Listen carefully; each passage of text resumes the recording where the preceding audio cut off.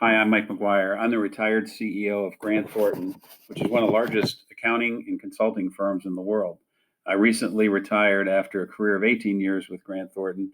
I spent the first 20 years of my career with Arthur Andersen, and I'll allude to some of the lessons that I learned in business from the downfall of Arthur Andersen back in 2002, and how we found our way forward with Grant Thornton and had a wonderful time, and really couldn't have made a better decision for me and my team.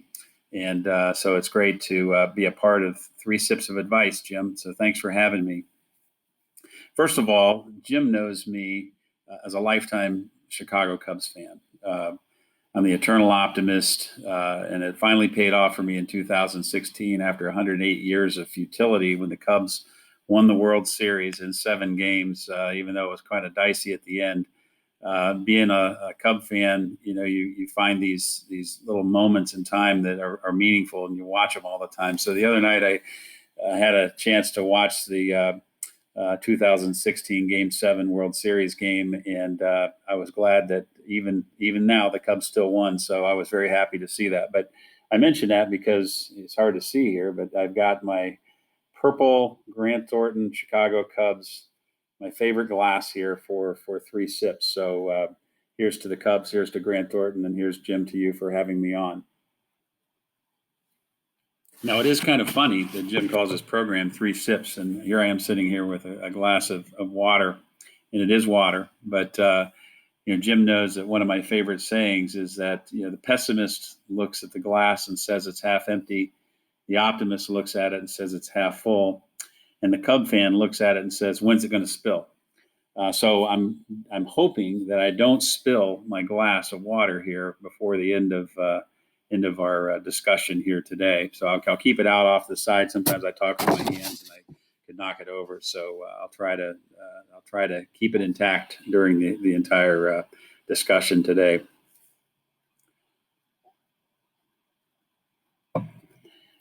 So my first question here that Jim gave me was, your parents were small business owners. What are 3 everyday things you learned from them that you can still use in dealing with large global companies? Just a little background. My family and my dad bought a grocery store in a small town, about 1,600 people in the Midwest. My youngest brother was 9. I was 10. My oldest brother was 11. And so we got a chance to work with our dad during the 10 years that he had a grocery store. And it was really the best time of our lives. We still talk about it. It's still part of our family. And one of my speeches that I give periodically is entitled "Everything I Know I Learned at the Corner of Jackson and Maine." And I learned that working very closely with my dad and also with my mom. My mom was a cashier. My dad ran the meat department, ran the store, and he had the 3 of us stocking shelves and carrying out groceries and doing anything that we needed to do around the store. So we had it was really an idyllic kind of upbringing, and it's just part of our culture and who we are today. But I'd say the 3 things I learned from them would be culture, the relationships, or the importance of relationships, and how to give back, get involved in your community. Starting with culture, we had a family culture, we had a work culture. That's just something that my dad, we always had a close family, and my dad wanted to have a family environment in the business. And it was really important to him. And I just remember how he just built this culture, and it was very intentional. One of the things that I've taken from my dad is intentionality. You put your mind to something and then you do it. And I think that's really important in anything that you do is intentionality. I think that if you're intentional about things and setting goals, intentional about achieving them, then the results come. My dad was always one who built relationships, and I remember that in our little town there were 2 restaurants across the street from each other, and the restaurants ultimately the owners retired and they sold their business. And one of the women was a woman named Loris Brigham at one business, and the other one was Elizabeth, or we called her Lib DeGroff. They were probably 2 of the most prominent women in town in a family business. They knew everybody in town. So when their businesses sold over a couple year period, my dad hired Loris Brigham and he hired Lib DeGroff as cashiers in her grocery store. And it was just a brilliant move because they knew everybody. They were used to working in a family business. And it was just, I just looked back at that and just saw how brilliant that culture was. And so I think that's really important for us. I said relationships are very important. My dad spent a lot of time building relationships with our customers and with suppliers.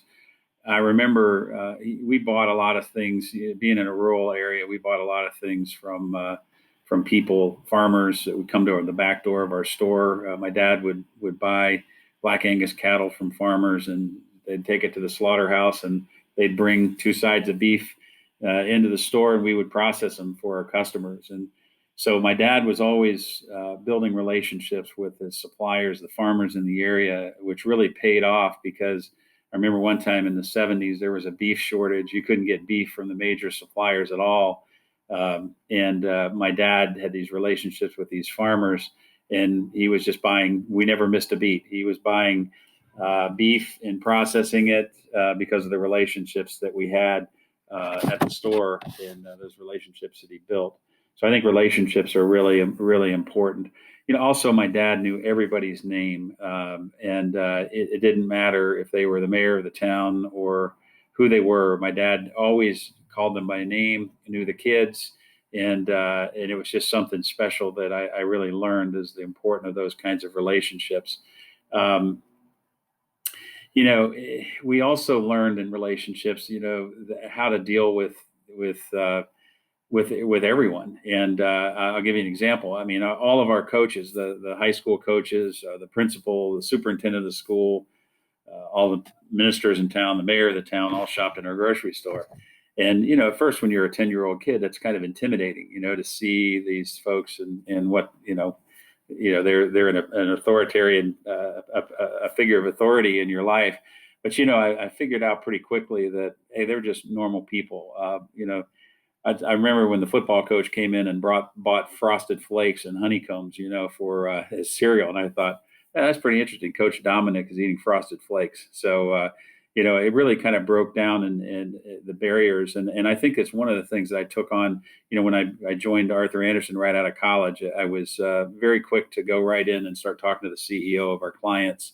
A lot of that was because of the experience that I had in the relationships. So culture is important. Relationships are important. And the third thing I mentioned was always giving back. You call it ESG today, environmental, social, and governance. We learned the importance of giving back very, very early. My mom and dad started a Cub Scout troop from scratch when we were of age to be joining the Cub Scouts. Back when I was playing football in high school, we were moving to a new field and we needed lights. And my dad was president of the athletic boosters and rounded up some of the folks in the community, and they bought some lights from another school that was replacing their lights, and the local guys took their farm wagons and hauled the lights back to our hometown and installed them. And I just thought it was really, to me, it was a big deal to see my dad getting involved in things like that and helping organize some things like that. In fact, one of my best friends lives near Charlotte, and he and I were talking about the time they were part of the group that went down with the farm tractors to bring the lights back to our little town and put lights on our football field. And so we ended up having Friday night lights officially after all. But again, getting involved and giving back to the community was important. And the last thing I'd say about that is my dad also. He would always look out for people in the community that may have run on some hard times, whether they had, illness or lost a job in difficult economic times and things like that. I just can remember many, many times my dad just rounding up a bunch of groceries and say, Mike, carry these out to the station wagon that we had. And we would go visit a customer that may have just been laid off, might be getting close to Thanksgiving or the holidays and Christmas, and my dad we would go out and deliver free groceries. We just take them to our customers, and just drop them off, hand them to them, and tell them that they didn't have to pay us back. And I remember very clearly when the first time that ever happened, And my dad told me in the car, he says, nobody needs to know about this. We're not doing this for notoriety to get any kind of recognition. We're doing it because it's the right thing to do. And I just saw my dad do that a lot. He did so many things. It was just the right thing to do without any fanfare. In fact, he did not want the limelight. That's just the way he was. And so I think giving back is something that I learned early. And even throughout my career, I've been involved in many civic boards and activities, and it's just something that I learned from my mom and dad.